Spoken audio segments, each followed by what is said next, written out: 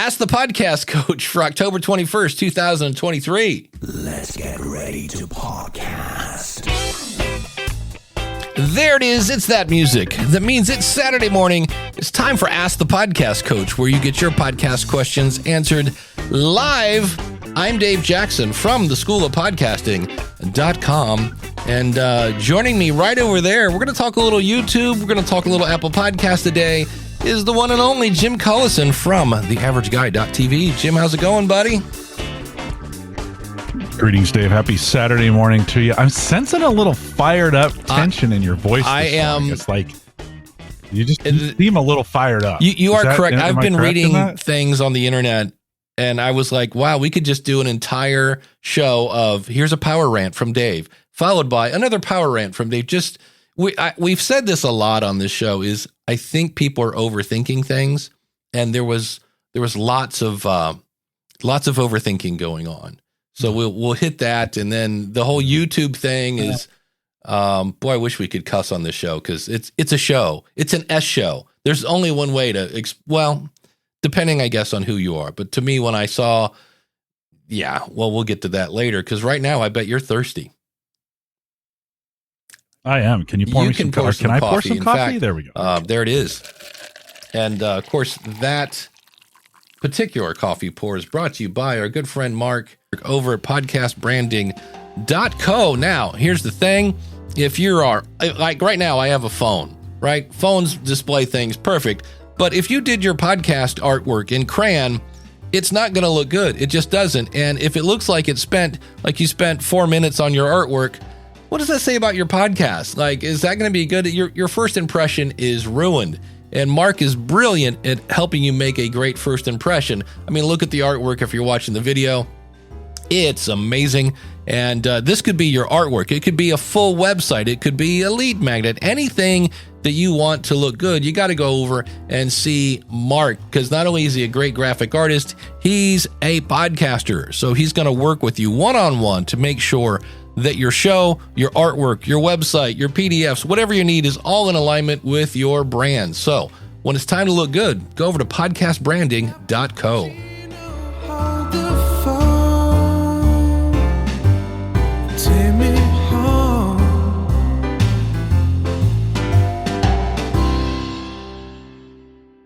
Big thanks to our friend Dan Lefebvre over there. Based on a true story podcast.com.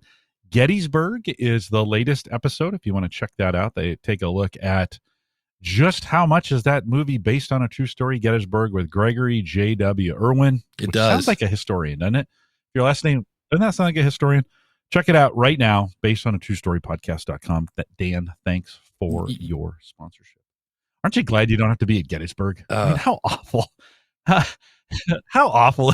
The Civil War was awful. Pretty much, in my travels, almost every war is kind of awful in a way, just a little bit. Yeah. I love the fact, what was his name? Something J something? Yeah, it's JW, or as opposed to the other. Yeah. But it's Gregory.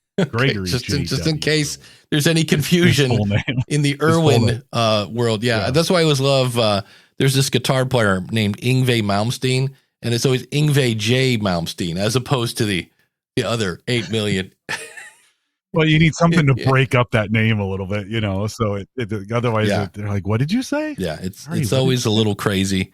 But the big news this week was, there were a couple things. Number one, Apple put out a statement saying that, hey, your downloads might go down a little bit. And I didn't even realize this was the thing. But they have, I'll put a link in the show notes to this article, but basically what it was is, there's always those people that go, well, we can't tell if it was a listen or not. And Apple has this cool thing where if you don't listen to the last 5 episodes at all, like just 0, they will stop downloading those episodes. So it's kind of like, oh, that's cool. But the thing was, I didn't realize this, is when you finally go back to said show that you haven't listened to in a while, and it'll say, hey, like, you haven't listened to this show. Do you want to start downloading these again? If you said yes, it would download every episode you have not listened to. So you might get a spike. Apple has come out and said, yeah, we're not doing that anymore. We're still going to do the pause thing. But now when you say, hey, do you want to listen to these episodes? When you hit yes, it will download. It sounds like either A, it'll just start downloading the next one, or it'll download the current one, but you're not going to get that back catalog downloading all that. So, and to me, I was like, because I forget what article it was that said this might affect some people by like 10%. And I was like, that means people are not listening to your show on a regular basis, though. I'm like, I mean, like, I know the stat is the average listener listens to 9 podcasts a week, is what I'm hearing now from, I think, Edison Research. But I was like, I don't know. I don't know. Do you run, first of all, I don't use Apple Podcasts. What do you listen to on, what is your app of choice? Yeah. Overcast is what I use. Yeah. I think, I mean, you've got to, as you're looking at your own stats, I think you've got to discount them anyway. I mean, listen, I know we've gone down this IAB certification thing, blah, blah, blah, blah, blah, blah. But I think you've got to shave some off. I mean, I know it's tough on the ego, but you're actually getting way less than you think. Now, numbers are numbers, right? And you can't constantly be like discounting the numbers that you get to get anything good out of your stats. So run with what you got. But Dave, I think sometimes there's a lot of things going on. Folks are downloading it, not listening to it. It's only getting listened to partial, and that's okay. Like, just be okay with that. That's just the way it is. But I think some folks want to inflate their numbers a little bit. So, oh no, these probably aren't enough, and they're probably too much. There are in Libsyn. I'm still not quite sure why we do this. I guess because people ask for it. There's this a toggle switch. So if you're running advertising, you need to report IAB stats, and then there's the other side of that is unique, which was kind of Libsyn's version of IAB stats before we were certified, and they're higher.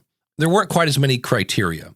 And so it's amazing how many people, like when you log into Libsyn now, the default is IAB, and they're like, hey, my numbers went down. And you're like, no, it's just the IAB. And they're like, well, how do I want the other one to be the default? And it's just an ego thing. And I get it. When I, in my bio, it says I've had 3.1 or 3.3 million downloads of the School of Podcasting. That's non-IAB numbers. And that's one of those things I know. I was like, oh, wait a minute. What is the IAB number? It's a little over 1 million. So it's like, that's a big haircut. So that's one of those where you kind of go, all right, but it's stats are fun. And speaking of Libsyn, we did some maintenance on our stats. Here's the thing. Anytime you get a spike in your numbers, I'm going to say it's a bot. Like if you don't know where the numbers came from and all of a sudden you got a huge thing and you're like, holy cow, did I get mentioned somewhere? That's definitely a possibility. But there's also a much better possibility that there was a gazillion bots out there and one of them snuck through. And it's a bummer, but that's the one thing when I first started looking at Libsyn, I can see like the raw data and the amount of downloads you get from bots is ginormous compared to what your actual number is.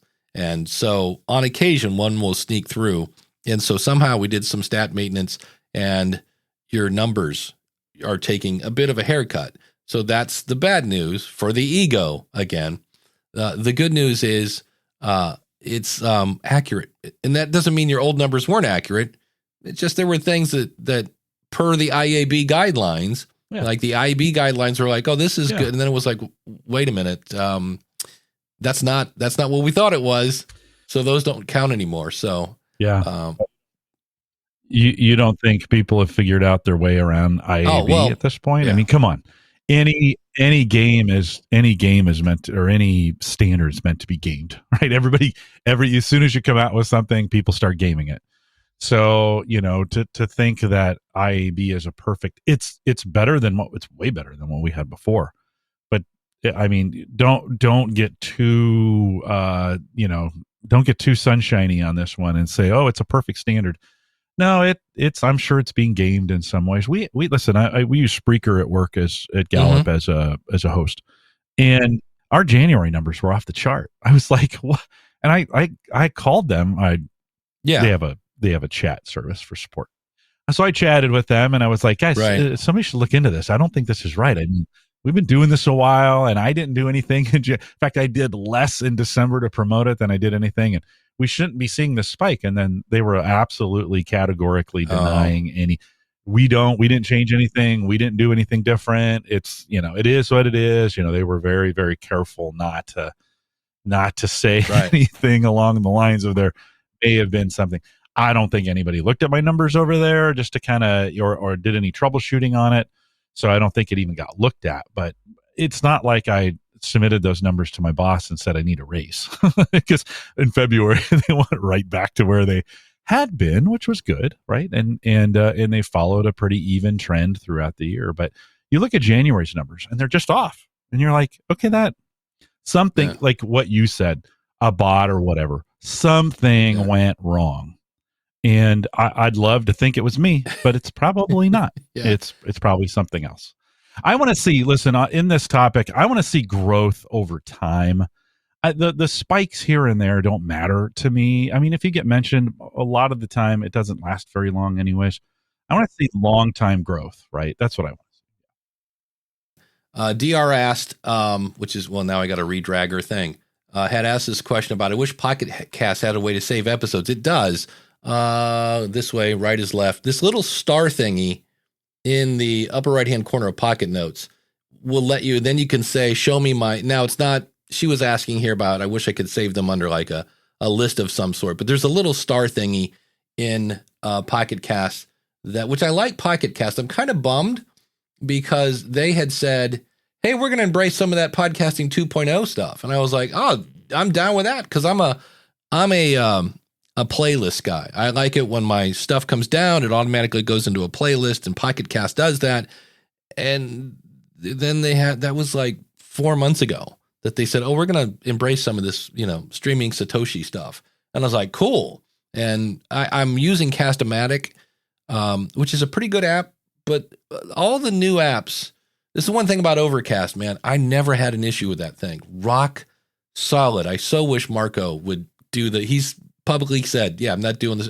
He sends lots of money to the podcasting 2.0 project, but he's like, yeah, that's not coming into my app. And I was like, oh, what a bummer. Daniel says, my favorite part of the chart is the one that compares your episodes from the release day plus number of days, so you can see the first 37. Yep, that's in most apps have that, but Libsyn has that. It makes it really easy to figure out, is my audience growing or not? So that's it. And of course, we need those stats because Chris is mentioning, we need those so we can make sure that we're in the top 0.5% of listen notes. I just talked to somebody who's on like episode 8, and they were in the top 10% of listen notes. So once again, horrible stat. Please quit using. I mean, it's a real thing. It's a real thing, right? I mean, it's real words. Anyways, they're words on a page. That part's real, at least, right? Dan the Mugman, to Jim's point, that's why I've always focused more time on content versus marketing. If a spike happens for a real non-bot reason, I want people to stick around long term, and that means good content. Yeah, it's one thing if you do get highlighted. And I remember there was a guy at Libsyn that there was some really popular blog, like just hugely popular, and that guy had a link to this guy's episode. So it was weird because there was one episode of this guy's podcast that just kept getting hammered, and the guy took the post down, and it was like turning off a light switch. So I'm not here to say that you can't get spotlighted, but it's, a lot of times especially if you go into your, there was a guy I was working with, and I was like, well, this is odd. And he had purchased an email list that he had over the years. He'd been growing it and stuff. And he decided to use it. And he was sending everybody to his website to listen to the episode, which is great. You should have links there to, follow and subscribe. But consequently, most of his plays came from his website. And so when you looked at the top apps, it was Chrome, not Apple. And anytime you see that, not that it means shenanigans are going on, but something outside of the norm is going on. And I was like, well, what are you doing for marketing? And that's what he's like, oh, I've had this old email list. He goes, I rarely use it. He's like, but it made the numbers go up. I'm like, oh yeah. I'm like, you need follow and subscribe buttons on that episode too. Cause yeah, he got a decent bump, but it's one thing to get them to click play once. To Dan's point, to get them to click play twice, it's gotta be good content. Yeah. Yeah. Yeah. We just released an episode that for whatever reason, the content really really was popular in our community, and it shows. They're sharing it. It's getting mentioned on LinkedIn. I'm seeing it shared, and that word of mouth. You got to listen to this one. So you do. That's what you're looking for. That's the kind of social proof that you're looking for. And yeah, I look at the download numbers because it'll flag me. It'll say, hey, that one did get downloaded more often than the others to a certain percentage or whatever. And then start asking the questions why. I listen. I take the feedback that I get. The most important number is a direct email. Like we have a Gallup. We have an award that you can get, and it's got cash associated with it. And if you get an unsolicited mention of recognition from a customer directly to one of our executives, you get this, and it's really hard to do, right? It's easy to get great feedback that way, but it's hard to do all these things. But every once in a while it happens. Those emails that I get directly from listeners where I didn't say, hey, contact me, would love to hear your opinion. Right. Email me, Jim@theaverageguy.tv. Like, okay, that stuff doesn't count because it does, but it doesn't really. It's the unsolicited where it comes out of the blue, where somebody you've never heard from before emails in, right? Those are I think that's the important feedback. I got just this week for Home Gadget Geeks. I got a, hey, longtime listener, first time emailer, and some feedback. I actually took a little bit of my own advice. I said, "Oh, this is great." I think he's in Norway or Sweden or something like that, Europe somewhere, maybe the Netherlands. And I was like, "Hey, let's chat." He had some questions. Said, "Let's chat." Nice. So we set up a call for Monday, and I'm calling him Monday morning. I've never talked to this listener before. He's been listening since way back to the Home Server Show days for me, so 10, 11 years ago. And it was like, "Hey, I got an opportunity." This is a listener that I've never heard from before. Should probably and if they've been listening this long, I should probably make another connection, right, with it. And I did that at work with a client this week. They asked a question. I said it'd be easier just to get on a call, and we did that. You do this all the time too, Dave, I'm sure, at Lipson. And we hammered it out quickly, and it was way better than going back and forth via email. Like I win when I'm on a phone call versus an email. I'm terrible on email. It just my writing is not good. So anyways, good taking my own advice and making sure I'm quickly turning those around and making. Did you learn anything? They're like, oh, didn't know that, or anything from that phone? Because to me, when you can have a direct conversation with a listener, that's like, it's hard because you do a deep dive. At least I do. Like they just want to talk, and all of a sudden I'm doing market research.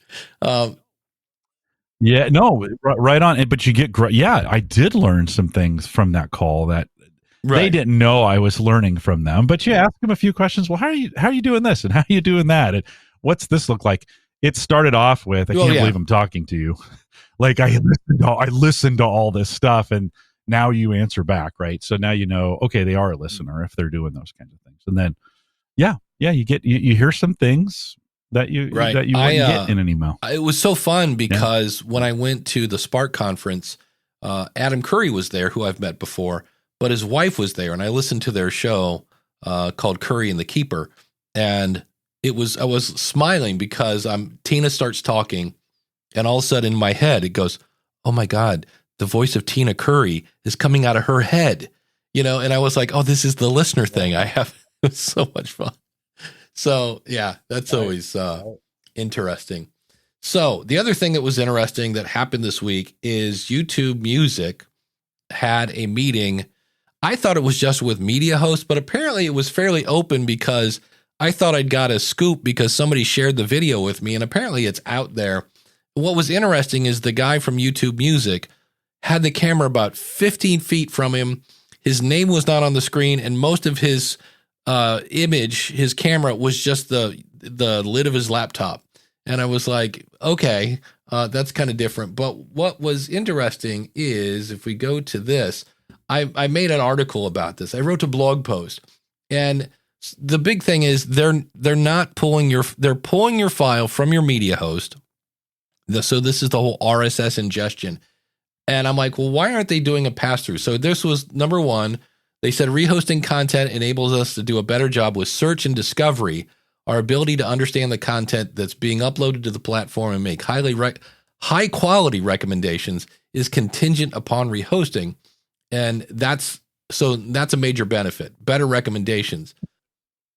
That's smoke and mirrors all the way. This is all smoke and mirrors.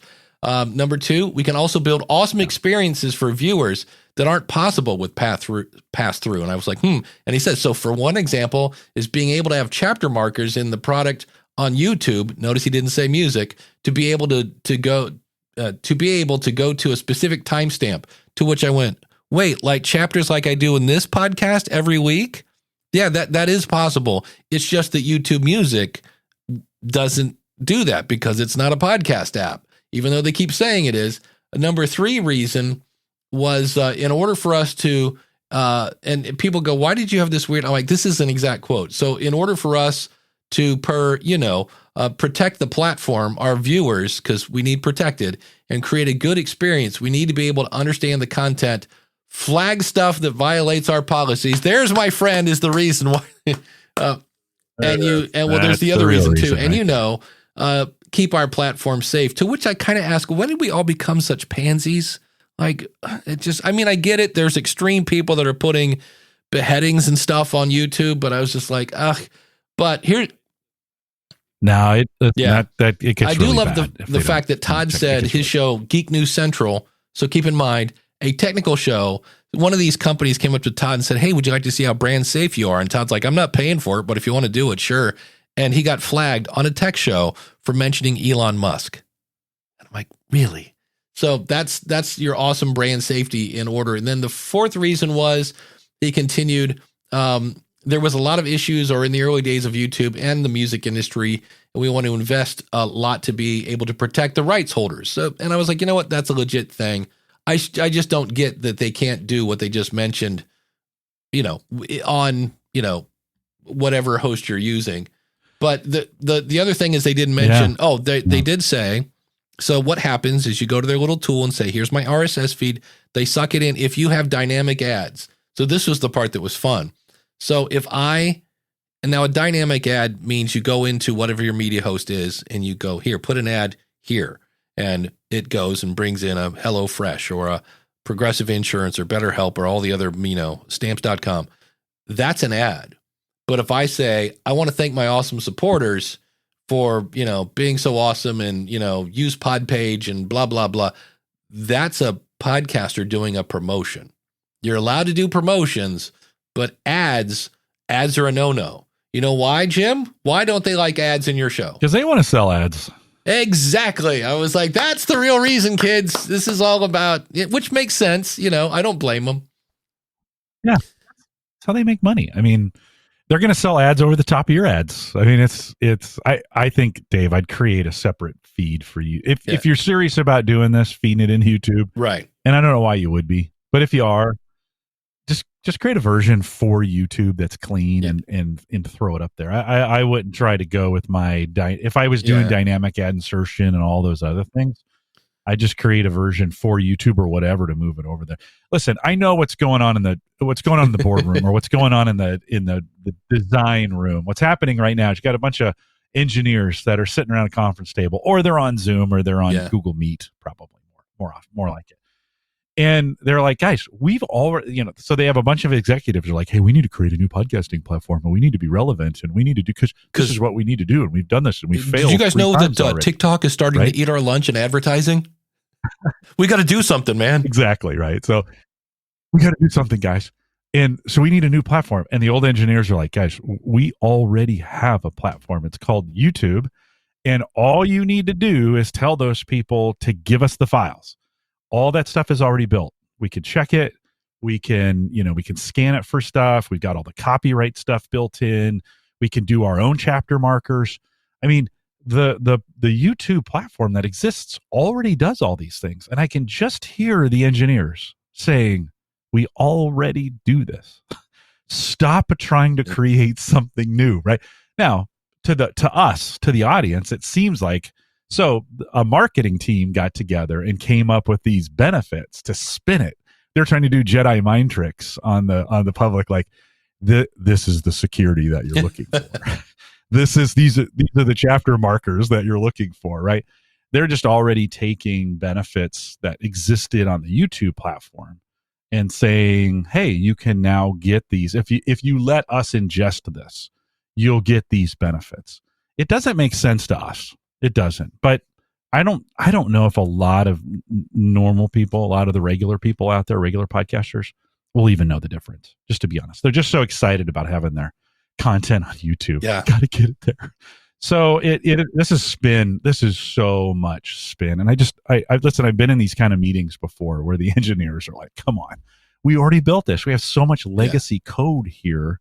Just reuse it. And the marketing folks are like, no, we need something new. The battle is going on at YouTube or at Google right now. Jeff is saying, I'm sure agencies are already working on a workaround for dynamic ads. Here's my thing. This is where I don't know enough about the tech. This is where I need a Brian Barletta from Sounds Profitable. I don't know if there's some sort of weird, unheardable noise that lets something know there's an ad.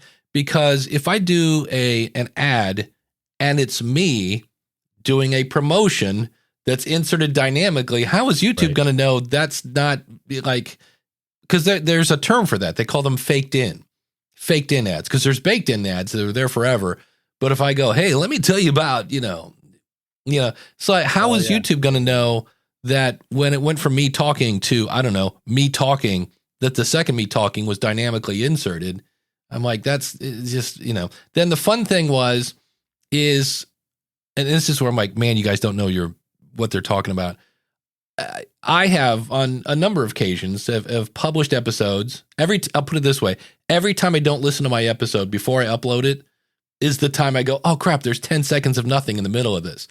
So normally you go to your media host, you replace the file within 24 hours, everybody gets the new thing, except those people that downloaded it. Congratulations, you have a collector's item.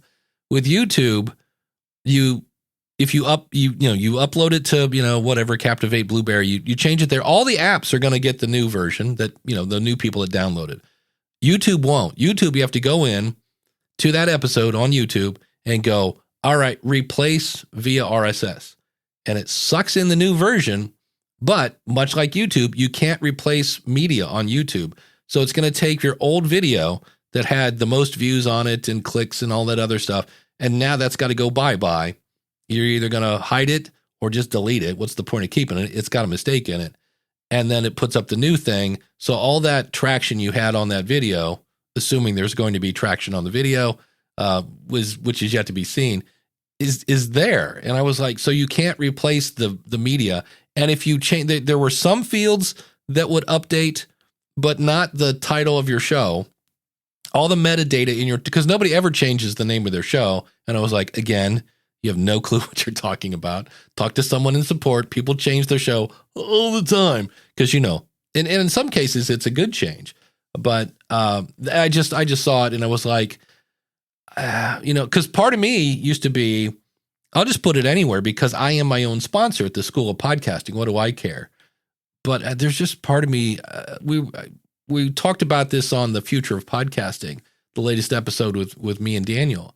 And it's just one of those where I don't know if I want to send people to Google because I have a sneaking suspicion in 5 years they're going to come out with the new Google podcast tool.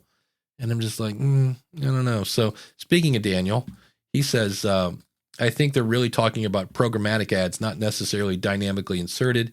Yeah, but dynamically inserted content will be baked in with your YouTube picks. So hope you like, Mom's Soup Kitchen or whatever ad you have, because that's going to be on there forever on YouTube. So, well, the giveaway on all this is when they talk about not being able to replace the file.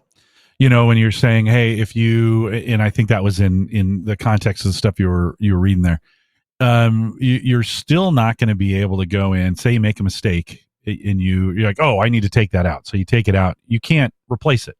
You've got to do a brand new, that seems very, very similar to the way YouTube handles it really video is today. It's you're putting your show, they said YouTube Music, you're putting your show on YouTube and you're playing by the same rules of YouTube. There's nothing that they bent or changed.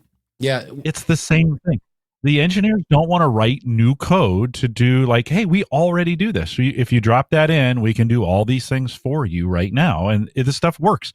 it's a mature product and it works pretty well. I mean, YouTube, for what it does, works pretty well.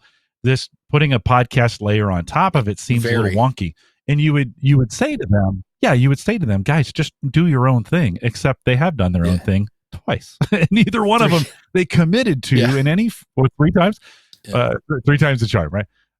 All 3, they half baked. I almost said something else, but they half baked them, didn't really promote them, threw them to the wolves, disappeared after they launched them, and then came back a year later and was like, yeah, this didn't really work. Well, yeah, of course it didn't work. You put 4 people on it. You gave it 0 marketing. You didn't. I mean, they are their own. They are absolutely my favorite slide was this one: how RSS is different on YouTube versus other platforms. And I really thought the first bullet point was just going to say, yeah, we don't use that.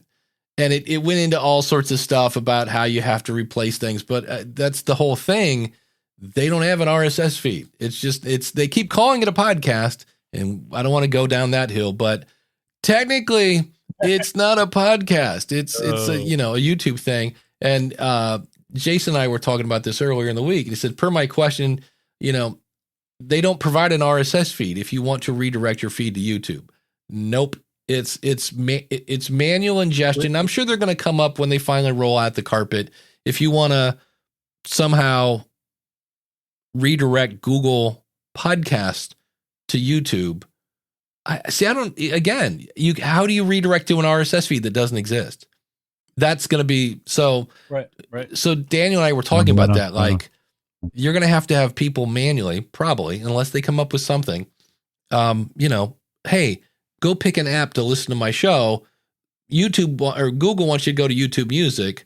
And we were talking, there's, Podcast Addict, there's Good Pods, there's Fountain, there's all these other tools. I'm like, because I'm not really I'm kind of tired of sending people to Google products that go away. And then speaking of mistakes, Dan says, again, from based on a true story podcast.com, I had episodes where new facts came to light about a moment in history. So I've gone back to the old episodes to update the episodes and the find. So, so there are times when you need to go back and change things. So it's for sure. Yeah, for sure. Yeah. Why would anybody go to YouTube? Why would anybody use right now YouTube as a host? Like, I get that we're talking about this, but seriously, would we, I mean, listen, I'm bullish on all these things, but to use YouTube as a host with an RSS feed, why would you do that today? Maybe in the future, but not today. They're not ready for this. Like, that's crazy. That's like buying a car from a car manufacturer that on their first release, or like using Windows version 1. Why would you do something like that? Let it bake for some time. I think they need to figure some of these things out. And then once they get through, there's so many great other hosting options for podcasts. And when you think about ads and dynamic ad insertion and some of those kinds of things, there's so many platforms doing it right now. Why would you even be tempted to say, yeah, I'm going to start a podcast and I'm going to host it on YouTube? Like, no, don't do that. Don't do it now. Anyways, they need some time to work some things out. Maybe in the future this works better, but not today. So I don't know. DR is asking, so would I be able to take down the episode that was previously posted? Yeah. In fact, you have to. Like, if you, you can delete it, make it private, so or it's unlisted. Just like YouTube. Those are your options. I think really Chris from castahead.net summed up exactly this is how I'm going to use YouTube. And that's kind of what my article's about. He said, most podcasters that are worried if they're missing out, FOMO. There's tons of FOMO here, right? And part of that is I've heard many experts on many stages say, look, you got to get into video. If you take it to the next level, you got to get into video. And they just need to use YouTube to send people to your show creatively with YouTube proper content. And I was like, yes, my man, that is where's my David Lee scream? Come on. Yes. Whoa! Exactly. Whoa! We need to spend with YouTube proper content, shorts and highlights. And that's how I'm going to do it. I'm basically, any kind of shorts, and this where, again, people are overthinking this. Look, Chris makes phenomenal looking video. He does. But if you're on a budget, there's this, $1,000 camera in your hand that you can just go, hey, on today's show, wait till you hear what so-and-so said about such and such. Check it out at mywebsite.com. Stop. I'm not saying don't do video. I'm just saying we're square peg into a round hole, because YouTube is, look, this show is going to YouTube, Yeah. And it won't get many views. Yeah. It will get some. Like, if I stopped producing Home Gadget Geeks, I get maybe 50 views, maybe more, on YouTube for Home Gadget Geeks. If I stopped putting them there, I would get notes from a few listeners who say, what are you doing? Like, why did you stop doing that? That's where I was watching them. And so I think do it. Just have the right expectation. Who would have thought Critical Role, watching people play Dungeons and Dragons on video, somebody else playing it, you're not even playing it. Who would have thought that would have been a multi-million-dollar thing on YouTube? You didn't know until you tried, and they tried it. Now, listen, many other people have tried to recreate Critical Role success by playing D&D on YouTube. Some of them have had success, others haven't. And you would say, well, why did Critical Role work? Well, maybe it could be because they were all pretty well known in some spots, voice actors.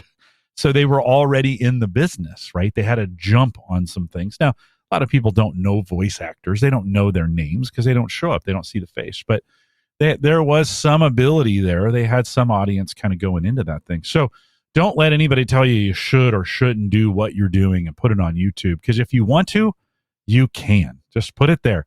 Have the right expectations. You may have 0 to 1 million downloads on the thing. I want to clarify, I'm not anti-video. I think YouTube is such a huge tool. If you're not, like, every week I'm like, you know what? I haven't put out a YouTube video. For a while I was doing that weekly, and I'm like, I need to work that back into it. And again, I'm overthinking it. I got to do this. I got to do the thing. And I'm like, no, I could literally just fire up my camera, put a couple, because I got to have the lower third and the music. I'm like, I could just talk into a camera. It would be better than nothing. And so, yeah, if you got the time and the budget, and again, budget meaning you got a phone right here that you can easily make videos with, don't ignore YouTube. I'm just not sure. In the same way that there's a certain kind of, some things that work on TikTok won't work on, you know what? And I've come to the conclusion, we're all just calling it Twitter, because I keep hearing people go, Twitter, now X, I call it Twitter. So I think I'm just officially saying it's okay to call it Twitter, because I'm calling it Twitter. I do not identify that website as X. I call it Twitter. What's weird is if you go to x.com, it goes to twitter.com. So I'm like, okay, enough of that. But different content on different platforms, won't work. And so that's my whole point, is maybe we're sending the wrong content and this is what I noticed. I don't know about you, but when I go down to YouTube, and I hate the fact that YouTube makes me scroll past shorts. In fact, I don't like the front page of YouTube anymore. I'm like, where are my subscriptions at? And it's like when I go down to shorts, I will get sucked into that like nobody's business. And after about 8 videos, I wish I could remember the guy's name. There was one guy I finally subscribed to his channel. Now, I didn't go to his podcast, but I did subscribe to his YouTube channel. So this is where, again, I say, when you take your podcast to the next level, you're starting a YouTube channel. It's really not going to trickle down to your audio. And that's a good thing. There are a lot of people on YouTube, and some people love YouTube. And I watch YouTube on my lunch now because it's on my TV. Use the right thing for the right content for the right place.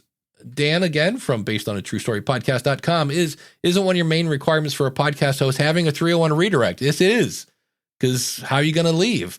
So until YouTube has that, which is never, they can't be a viable podcast host. It is definitely, it'll be interesting to watch, because everybody's like, yes, Dave is playing old curmudgeon today. I need a jingle for that or something.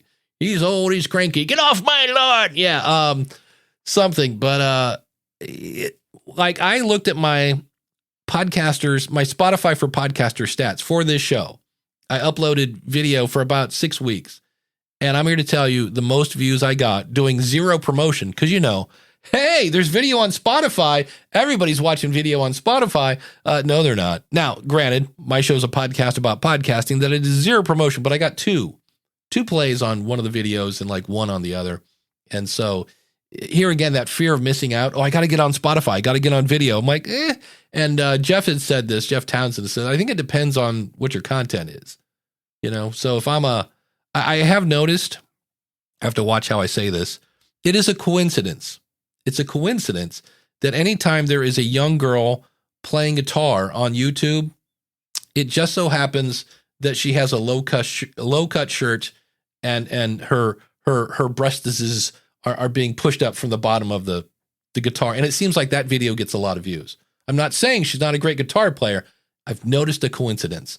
So there are those things that, you know, may boost video plays than other. Nobody wants to see an old middle-aged guy with a low-cut shirt. That's not going to work for me. So no, but listen, I know some YouTubers of some old guys who cut firewood and they have 500,000 subscribers.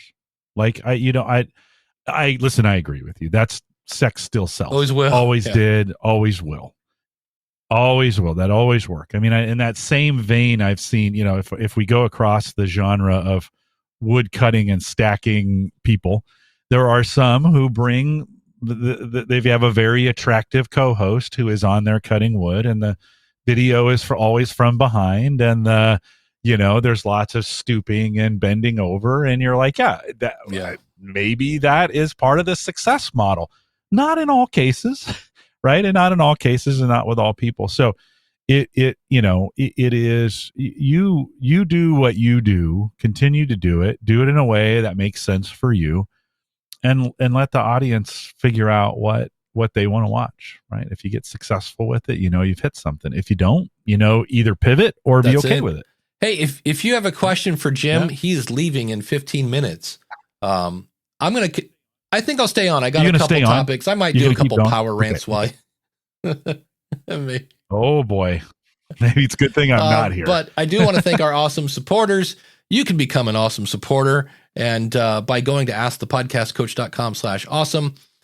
This show is brought to you by your good friends, meaning me, over at the schoolofpodcasting.com, where you can get courses, you can get coaching and community. I had a guy sign up Thursday night, and 45 minutes later, we were on Zoom. That's how cool the School of Podcasting. When I talk about unlimited one-on-one coaching, he stopped by the live chat. He's like, hey, Dave. And I'm like, hey, I just see you signed up. And he's like, yeah, I had a question. I'm like, you want to jump on Zoom? And he's like, yeah. And he's like, well, this is cool. So keep that in mind. The supporter of the week is the lovely ladies over at flamealivepod.com, especially with the Olympics coming up. Is it next year? Yeah, I think, right? I always forget. But anyway, if you're into the Olympics, check them out, flamealivepod.com. And this show runs on Podpage, which got a facelift. I have done 36 videos in the last 2 days for my learnpodpage.com free website there. A lot of really cool stuff in there, especially around guests, where in the future, you can set it up so that when your episode, let's say I say, hey, Jim's coming on my show. He's going to be episode number 67. When 67 posts, Podpage will email the guest, hey, your episode is live. That is coming. Like, that's pretty cool. So check it out. If you want to check out Podpage, check it out. Trypodpage.com. That is my affiliate link.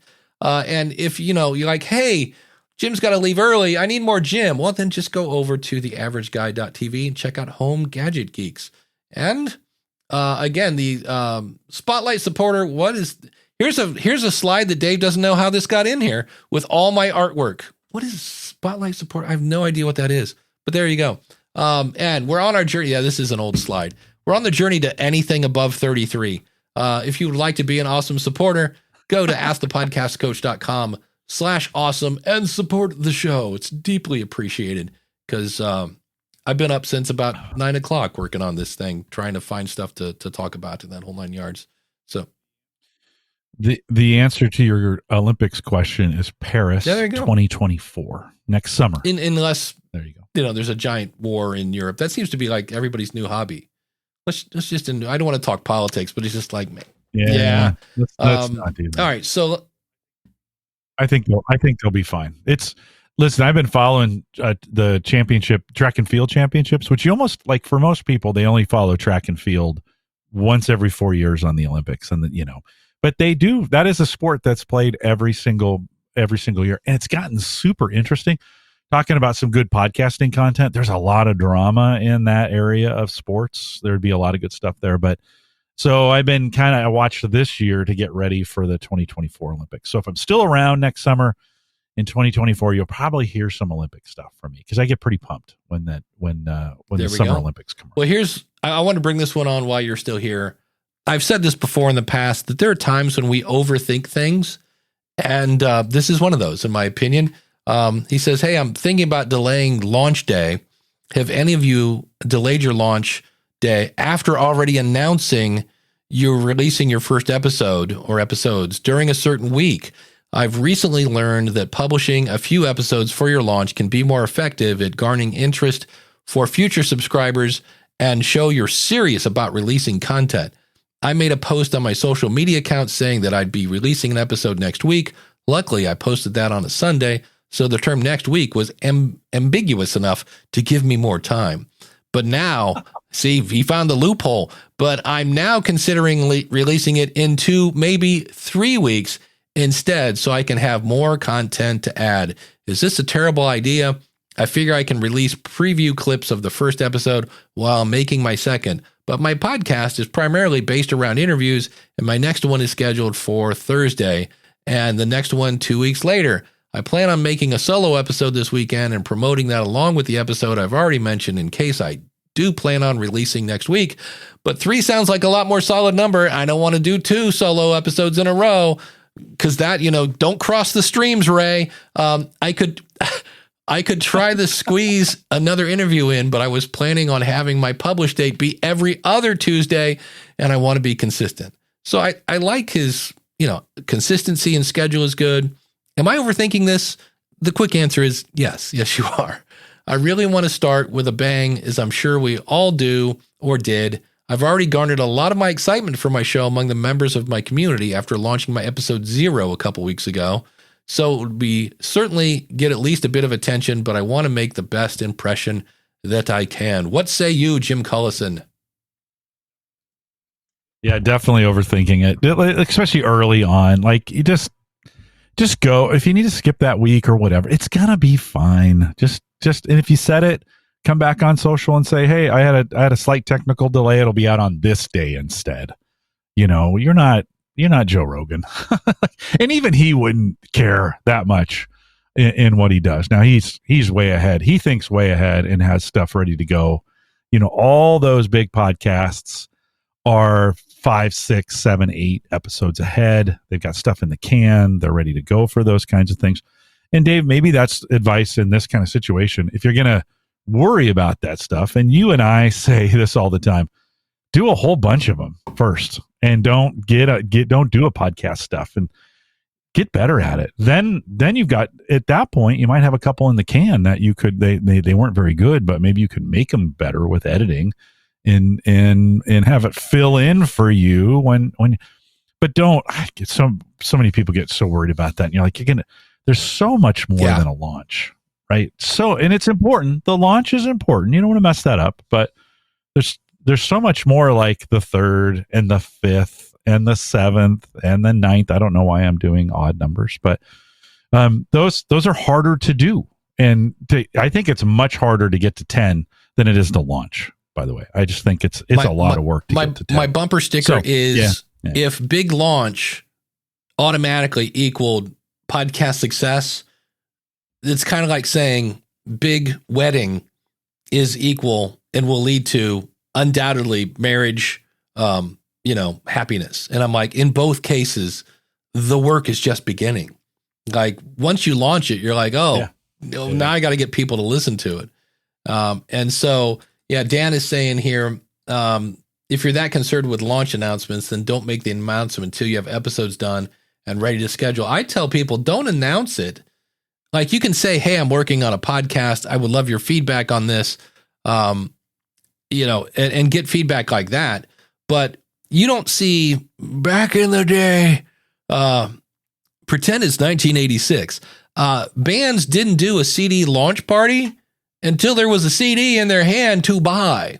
And so once you're in Apple, Google, Spotify, Amazon, and all the other places, and you got the follow buttons on your website, then announce it, send them to a website where they can subscribe and listen and all that whole 9 yards. But yeah, Jeff is saying, how are we doing on time? Good, 7 minutes. So episode 0, the launch. Here's my thing. In fact, we could do one of these. Why not? And now it's time for a power rant.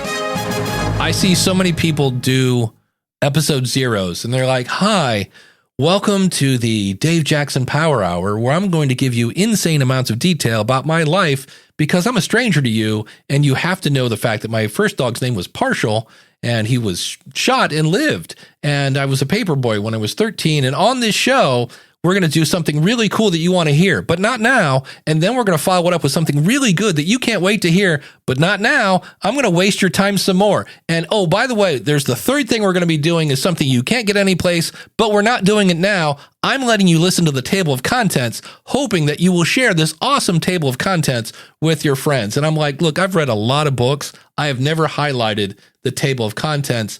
And like, Jim, if I just started talking to you right now about my cousin Paul, right? My cousin Paul was, I don't know, probably 5'10". He had black hair, served in Vietnam. Like you don't care because like, what is cousin Paul going to do for you? And it makes us sound like really like selfish people because most of us are kind of selfish. We want like, what's in it for me? And to me, I think the episode 0, where you have to tell your story. Here's my story. And granted, some people have really cool stories. They just because it's episode 0, they haven't figured out how to tell it yet in an entertaining way. If you want to hear a good story, check out, put a link in the show notes. David Hooper has an episode right now behind the scenes of his interview with Dolly Parton. It is a workshop in how to tell a story.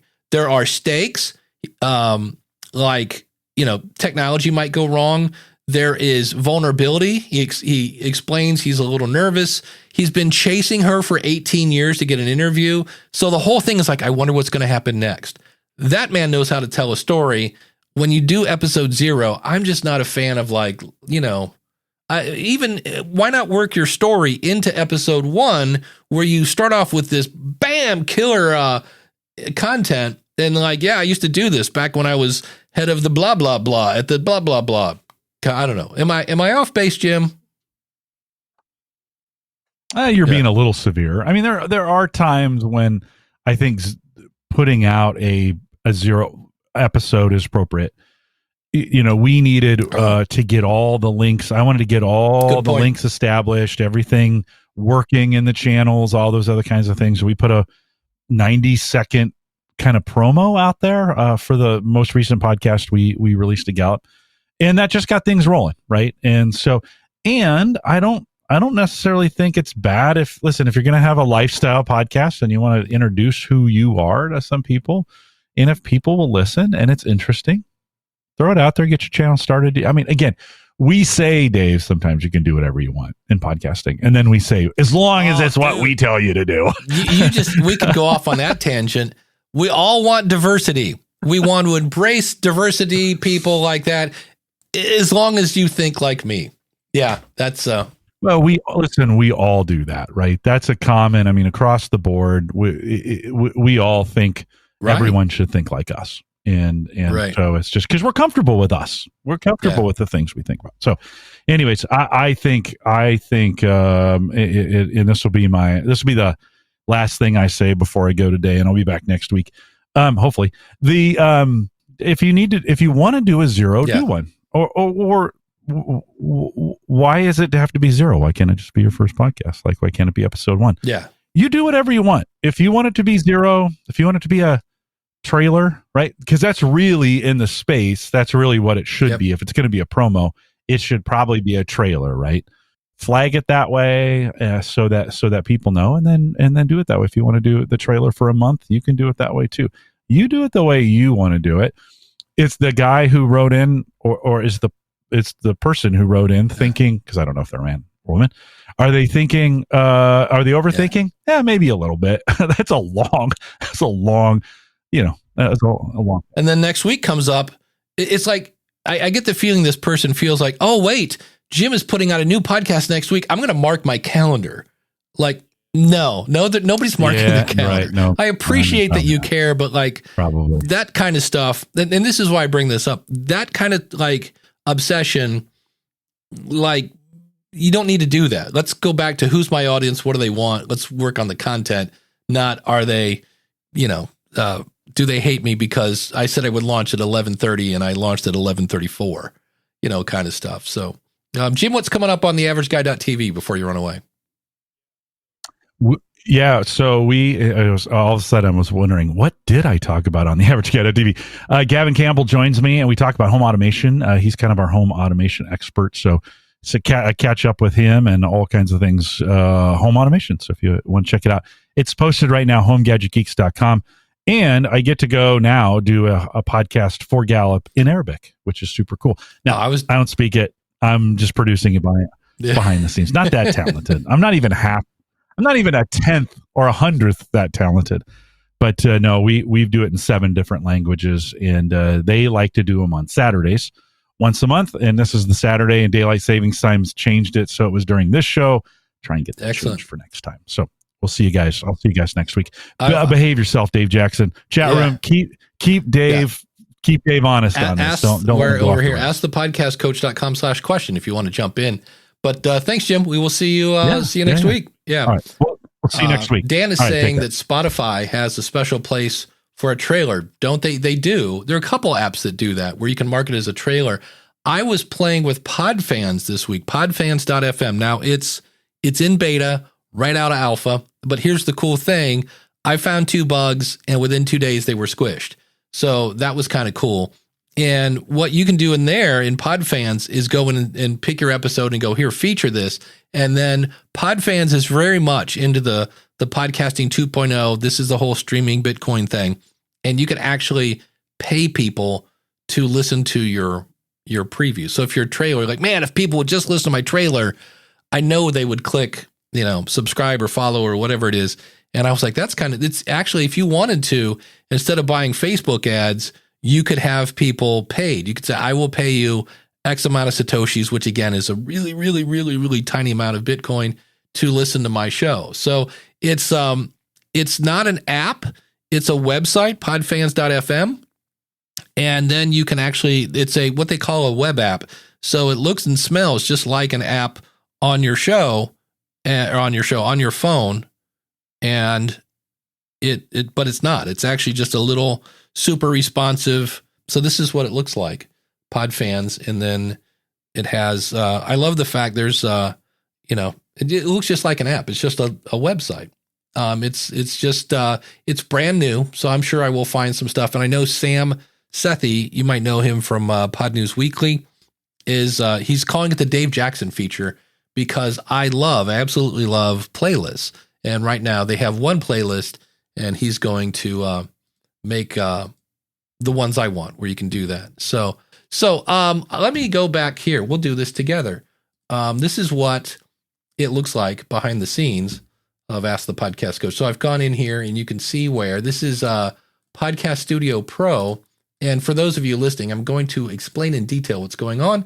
I have a bunch of little boxes. Some of them are green and some of them are red. And so the red ones we've already covered.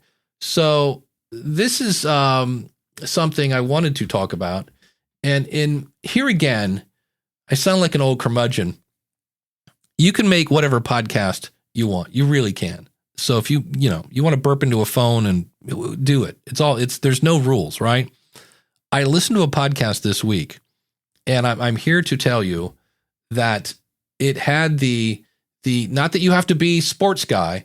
Why do sports guys talk like this? Hey, all right, everybody. Pow! Right? I don't know why they do that, but when they talk sports, you got to talk like this for some reason, at least in Cleveland. You don't have to do that. But literally, it was like two people. And again, do whatever show you want. And it was like, so did you see the thing about the thing?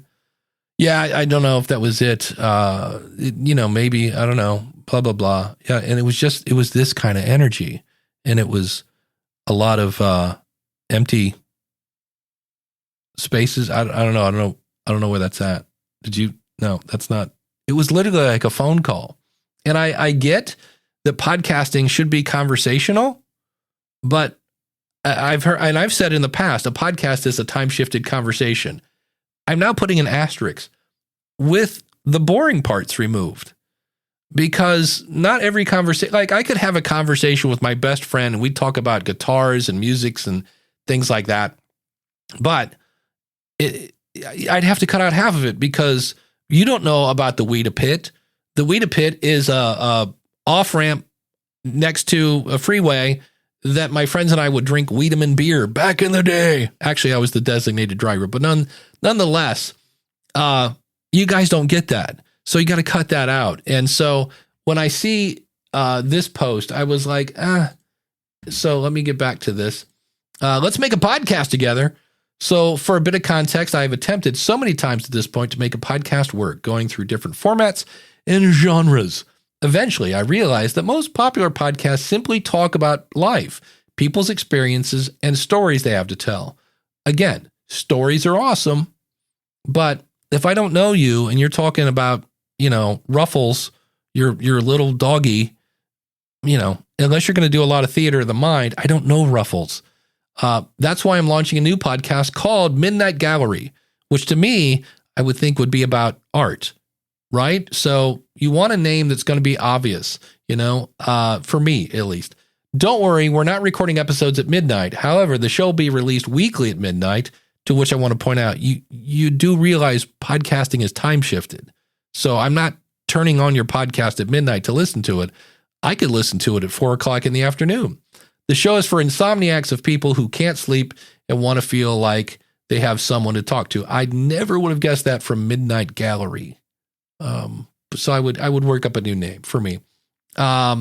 Or discussions will be of our day, our life, and just anything that comes to mind. Now, here's the thing where I was kind of critical before about, hey, like nobody cares about, your dog Tippy. If the goal was to put me to sleep, talking about things I don't care about or know might actually do the trick.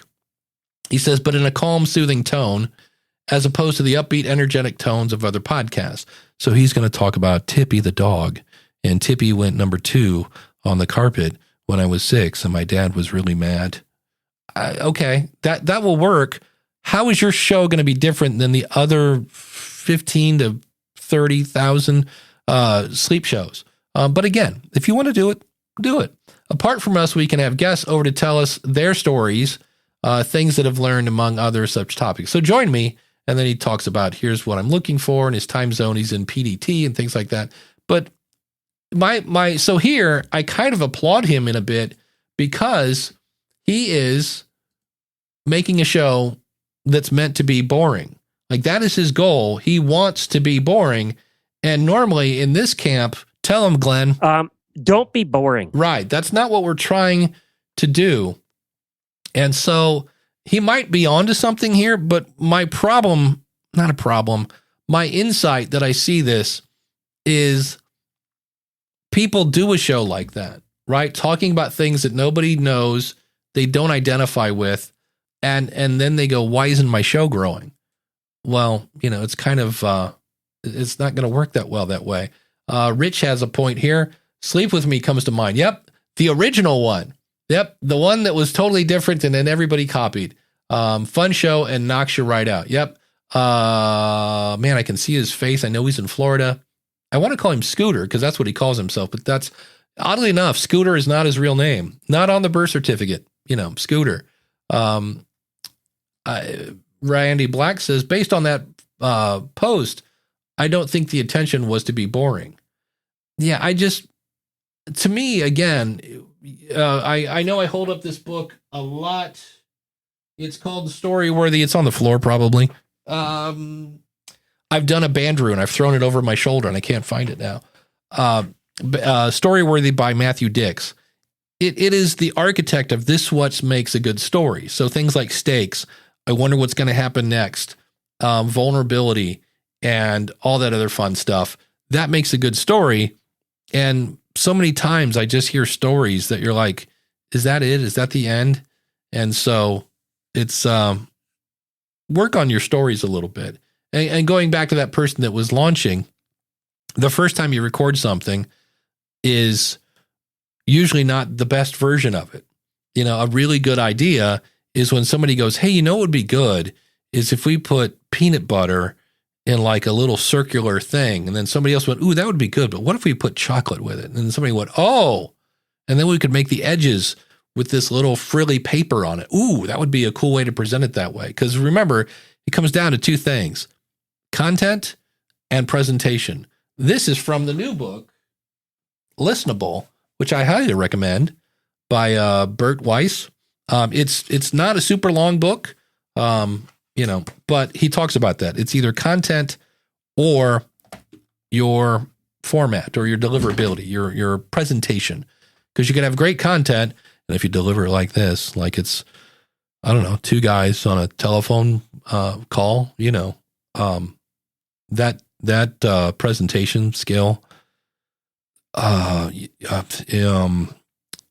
should have looked this up. I don't know. It's not gonna work.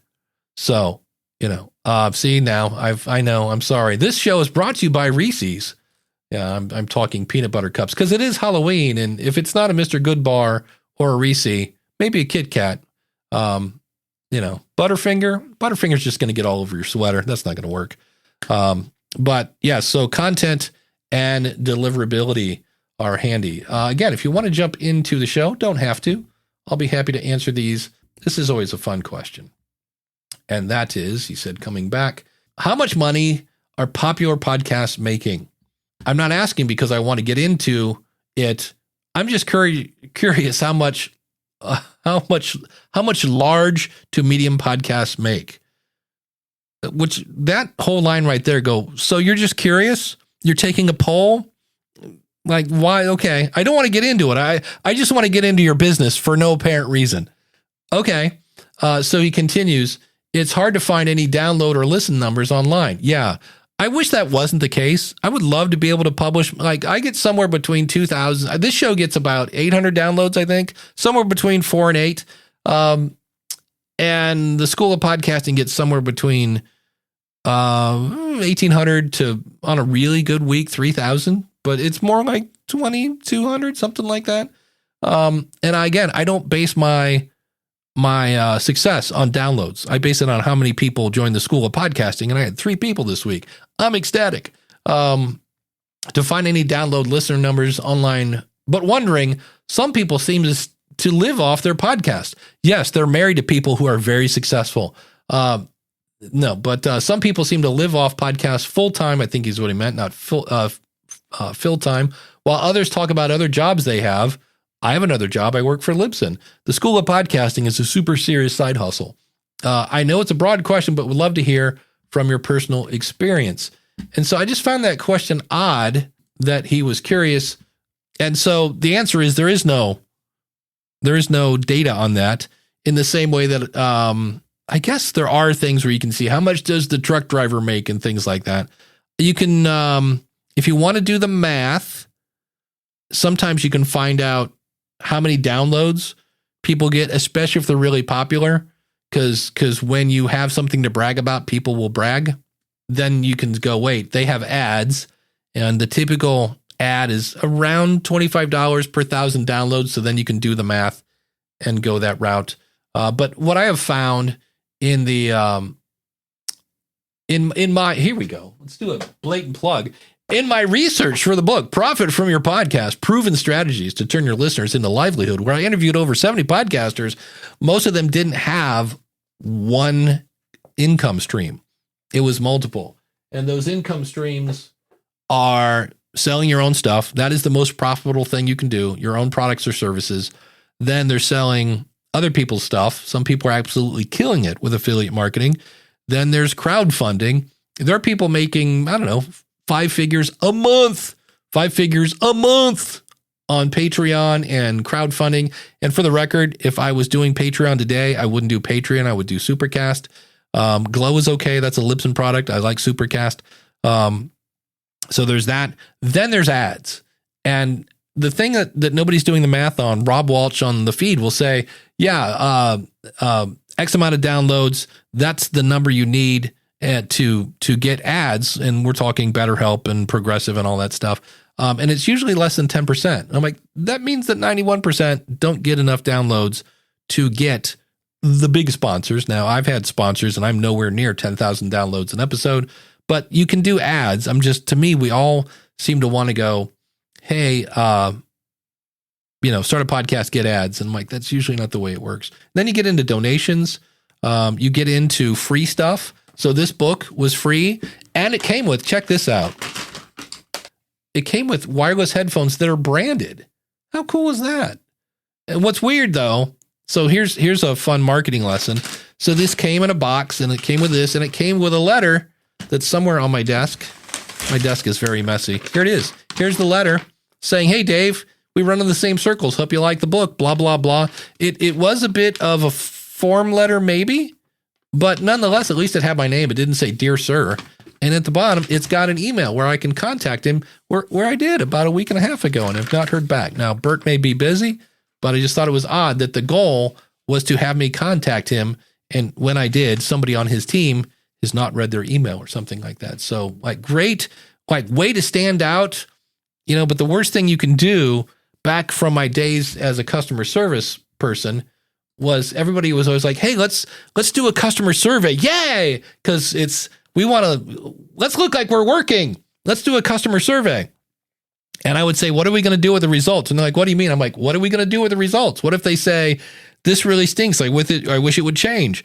And they'd be like, well, we just want to do a survey. And I'm like, well, yeah, but the worst thing you can do is ask people for their opinion. And if it fits with the goal of whatever you're trying to do, and you go, oh, thanks for your feedback, and then don't do anything with it, that's not great customer service, just for the record. So, Jeff wants to know, how do I make a minimum of $3 million a year from podcasting? Now, I'm assuming you want to make that $3 million, in what? Probably 6 weeks, maybe 8 weeks, 2 months, something like that. Quit your day job, things like that. It's super. Just start. I will sell you my course. It's $35,000, 3 easy payments, and I will show you how to make millions of dollars on the internet. Yeah, Gary has a question ish. He says, I see a lot of podcasters also doing Substack newsletters like this guy. I've made, again, peeling back there, I think I made $180 on Substack. And I seriously, here's the fun thing about this. I'm going through figuring out what Substack is. And it's like, what do you want to charge per year? And I'm like, I don't know, $80. All right, whatever. I'll click this button, save, blah, blah, blah. Totally forgot about it. Put out a newsletter and somebody signed up. So now I've got to make premium content.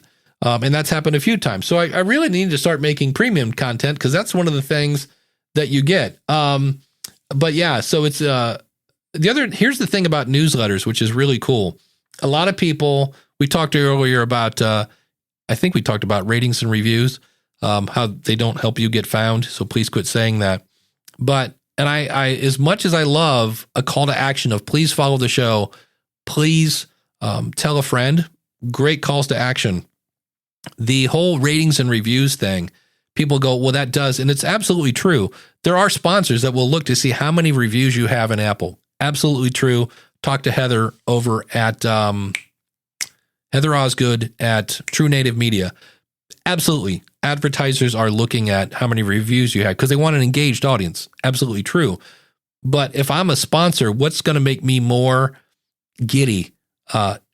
Lots of ratings and reviews, or a really nice fat email list where I can email people and now you're one click away from my product.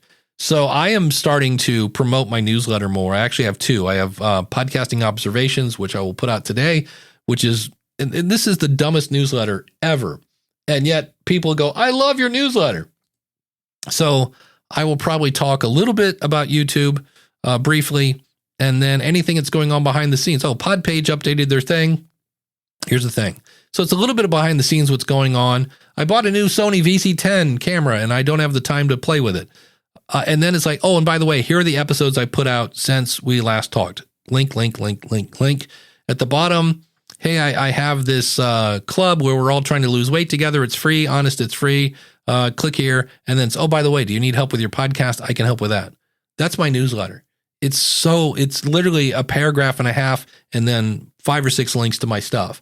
And people click those links. And also, if you click that link, you can get a discount on the School of Podcasting. So newsletters don't have to be great. But here's the thing. If my call to action is join my newsletter, you're like, yeah, but I want to tell them to follow me on Apple and Spotify, and I want them to buy my book, and I want them to do you can do all that in the newsletter. Whereas if I try to do multiple calls to action, I'm like, hey, thanks so much for tuning in. Be sure to join us over at suchandsuch.com and follow me on Instagram. I'm this and this. Follow me on that. I'm that and that, and do this. Forget it. You lost them after the second call to action. And so by maybe having one call to action be join my newsletter and then have a really good reason to join the newsletter, because most people I didn't wake up today and go, man, I hope I can find a newsletter to sign up for today. And that's not the way I started my day. But if you say, hey, if you sign up for the newsletter, I'll give you my 15-point checklist on how to, blah, blah, blah, blah, blah. So people will do that. Chris says, good, someone's coming into podcasting to make money. Yes, glad they got their priorities right. Bandrew, Mr. Scott, great Scott. We learned that some of those comedians were getting a few $100,000 per year for their shows. We learned that because they didn't get paid. That is true. That's a really good point. Yeah. And that's still going on. And my favorite line from this book, Big Noise, A Creator's Guide to Podcasting and Great Audio Storytelling. I need to quit doing this because now I got to put these in the links. But Eric Newsom, networks don't make a small podcast big. They make a big podcast bigger. And so everybody's like, if I could just get on a network. So if DR is saying, hey, can I get links to both those newsletters? I think you're on them. I've seen but schoolofpodcasting.com/newsletter will get you those. And that is kind of weird for the record that you go there, because I don't want to do paralysis by analysis. But when you go there and you're like, oh, wait, I don't know which newsletter to join, I'm like, that's probably not a great idea now that I think about it. Craig from Live Well and Flourish said, mad respect to those who make good money with their podcast, but I'm really happy accepting the money that isn't my. Yes, Craig, you got to check out livewellandflourish.com. Craig has great, remember, if you can make me think, I'm your friend for life. And Craig's show makes me think, and there's no like, oh, sign up and I'll be your life coach or, whatever. So yeah. And Craig says, I'm glad that I've heard that newsletters don't have to be great. I've been putting off starting one for a couple weeks, trying to make it perfect. Yeah. I just was like, well, it really comes back to, I'm going to put out my content. Do I think it's good? It's behind the scenes in many cases of the School of Podcasting. And it's like a paragraph and a half. And then I have one section, what caught my eye. And that I put in Evernote. On occasion, I'll see oh, look, it's a novel idea. It's an AI tool that transcribes your stuff. Oh my goodness, I've never heard of this. But things that'll come across my desk, I'm like, I need to check out that later. That's in there as well. So it's super simple because I was like, okay, everybody's saying newsletters, and it's been worth it. I've had a few people sign up from the newsletter, but I was like, what can I do, right? Because if I want to stay consistent, and for the record, I'm late. This was supposed to come out last night, but it didn't. So, they're going to tie me to the chains and public flogging. I think they'll pull me out and cane me. They're bringing back caning for people who are late on their newsletters. So that's coming. And I do what I can, and you either like it or you don't, but doing this is better than doing nothing. And like I said, it's working. So, and that comes back. Isn't this fun just watching Dave tangent from tangent to tangent? Another thing here, I'll even tap my thing so I know, is tracking what you're doing. I just looked, I use, again, yet another link I have to add to the show notes. I use Zenler for my courses, and I was looking at reports because we're closing in on the end of the month. And I saw where 2 people came from Podcast Movement, because that was the first time I handed out my business card that has a coupon code that says use the code CARD when you sign up. And I went in and I could see where somebody signed up, and I saw that it was a discounted rate. I'm like, oh, what coupon did they use? And it said CARD. So it has it has a QR code, I think, that even uses a built-in link. So track everything you do. And so I have a coupon that people use from the newsletter. You can use the coupon code COACH if you want to join the School of Podcasting here, and I'll know that you heard about me on the School of Podcasting, because by knowing what works, you can do more of that. When people sign up at the School of Podcasting, I send them a video with Loom, who I'm deeply disappointed just stopped their affiliate program. I love Loom. And the first thing I asked them is like, how did you hear about me? I want to do more of that. So when you can kind of figure out what's working, you can do more of that. Gary is on fire. He says, Schmidt drops ads into his podcast that blow my ears off. That's not good.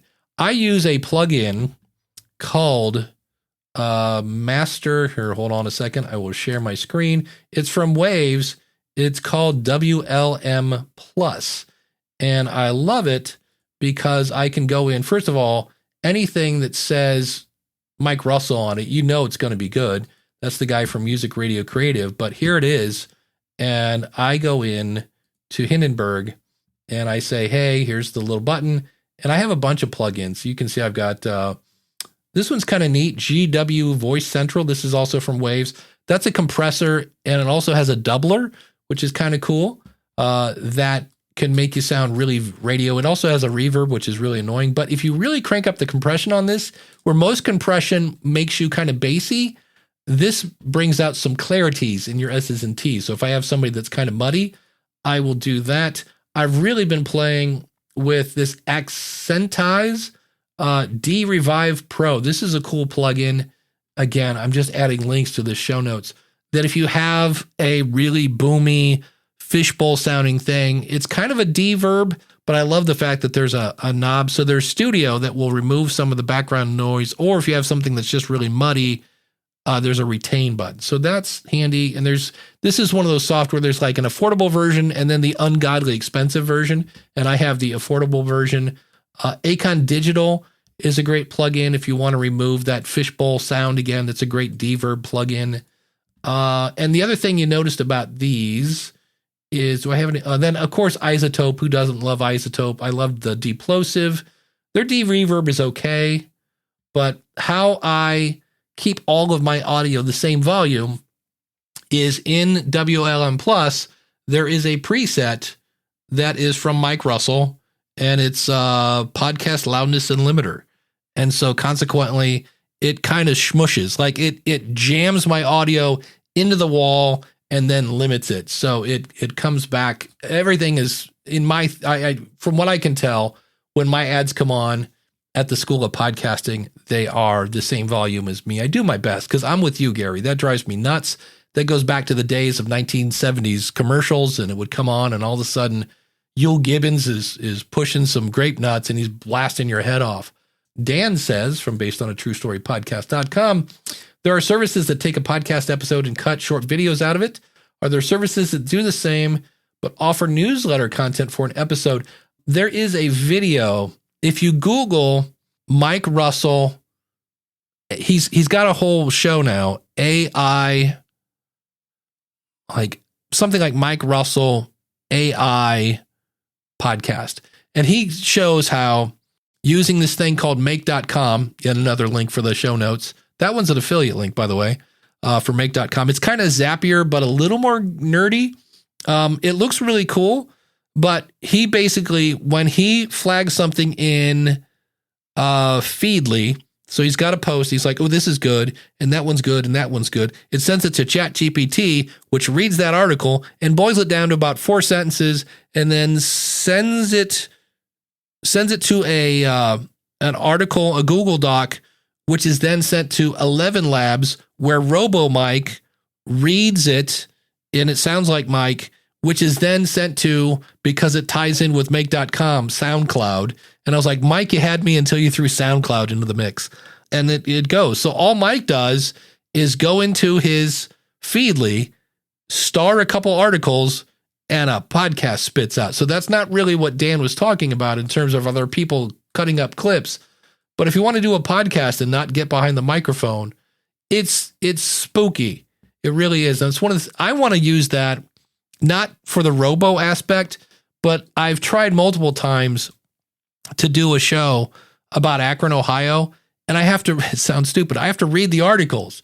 And I'm like, if I could have ChatGPT give me a summary that I, don't have to spend too much time fact checking, I might bring that back, because I found the content. It was just like, oh, I got to read this whole article and then say if it's good or not. So at any rate, with that, thank you guys for hanging around.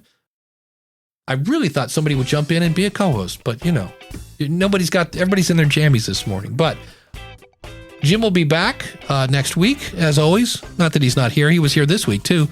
But I do appreciate the chat room, as always, for coming out. AskThePodcastCoach.com/live. If you're listening to this later, go to AskThePodcastCoach.com/ask, and you can leave a voicemail, and we will play that on the show and answer your question. I always forget to say that. So on the School of Podcasting this week, I have Something Elmer. It's a phenomenal, like how to launch your podcast. We're talking about podcast launches today. I want to say Christine, but that's not it. Katie. Anyway, her last name is Elmer because it makes me think of FUD. And it was a phenomenal interview. In fact, it reinvigorated my faith in interviews, because I'd had a couple like, and that you haven't heard yet because, well, they're, and I was like, I'm not sure this interview thing, I need to do more research. And I was using some of these matchmaking things, and she came on board, and I was like, okay. And I've come to the conclusion that if you are not a heck yeah, gosh golly, if you're not a heck yeah to come on my show, you're not coming on my show. Because I had a couple of people on be like, they might be a fit. She came on and knocks it out of the park. So if you are looking to some things that you might want to go back and go, oh, I need to check that on my show. So schoolofpodcasting.com, that'll be coming out on Monday. Thanks to Mark over at podcastbranding.co, and of course Dan over at basedonatruestorypodcast.com. I'm Dave Jackson from the School of Podcasting. I help podcasters. It's what I do. And I would love to see what we could do with you. So we will see you next week.